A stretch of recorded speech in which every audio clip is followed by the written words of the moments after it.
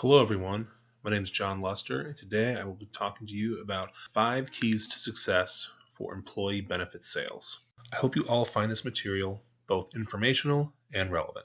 Alright, let's get started. You all are probably asking yourselves, what are employee benefits? So let's begin by breaking this down first. In the insurance world, there are two sides. One side is the medical side, which most are familiar with. On the other side is what we call ancillary coverage. This ancillary coverage also has another name, and that's employee benefits.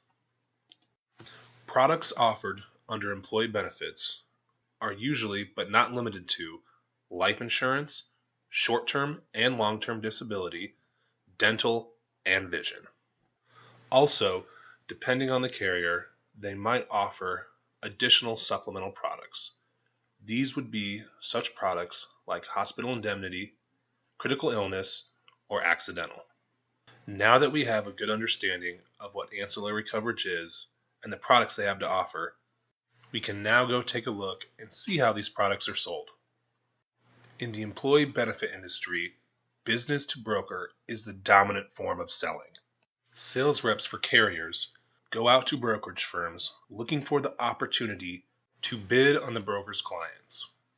Now that we have a better understanding of the employee benefit industry and how it is sold, let's start talking about what key factors make a successful sales rep in this industry. The first key factor is product knowledge. You have to become an expert at whatever product or service you are selling. Learning the product will help you feel more confident and look more competent when calling on these brokers. A big goal to these meetings is you're supposed to keep the meetings conversational. And there's no better way to be able to do that than being an expert in the product.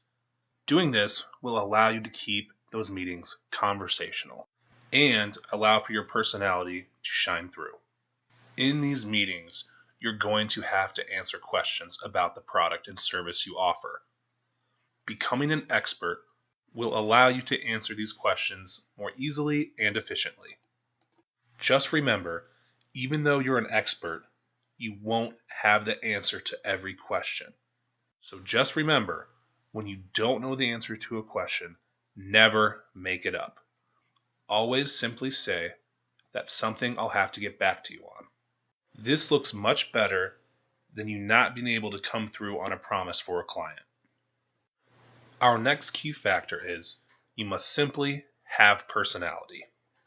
Unfortunately, personality is something that can't be taught. You either have it or you don't. But if you're sitting there worried that you're not the life of the party, don't. All you need to be is somebody a broker wouldn't mind having a drink with. The easiest way to achieve this, in my opinion, is to have a transparent personality. Don't waste your time sitting there trying to sell the broker. The ultimate goal is to develop a relationship, and the best way to do that is to be open and honest to build trust. With this said, let's move on to our next factor, building a relationship. The biggest thing to remember when starting a relationship is you must be in it for the long haul. You're not going to sell one case with a broker and then simply end the relationship. You want to cultivate that relationship, build on it, so that you can make more sales in the future with that broker. Many will tell you this industry is a game of inches. What that means is, don't take the small victories for granted. Simply meeting with the broker and working on cases, whether you win or lose, helps build familiarity and helps strengthen that relationship. To put it simply, you must be persistent. If you can develop strong relationships with your brokers, it won't be a question of whether you'll sell a case or not. It'll be a question of how many. This brings us to our fourth factor, working well with others within your own organization. One of the first things you'll learn as a sales rep in the employee benefits industry is you cannot do it alone. You must utilize every tool around you, and that includes your service team and the underwriters you're going to be working with. For every case you sell, someone must maintain things on the back end, and that's what your service team does.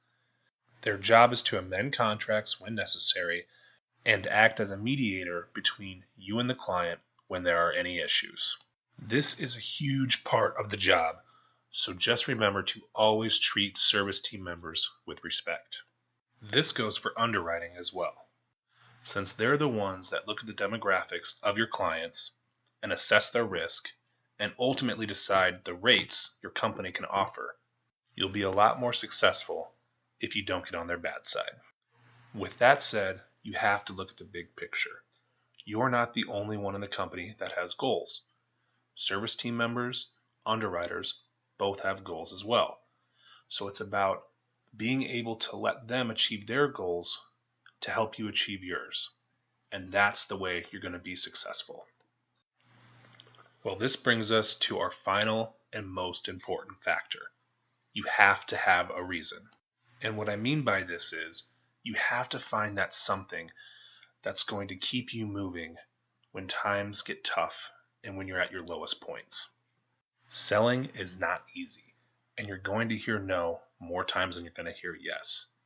So you need to find that one thing that keeps you moving forward no matter what. Everyone's reason is different. You just have to find something that works for you. Well, that's all I have for you guys today. I'd like to thank you for listening to my podcast on the 5 keys to success in employee benefits sales. Until next time.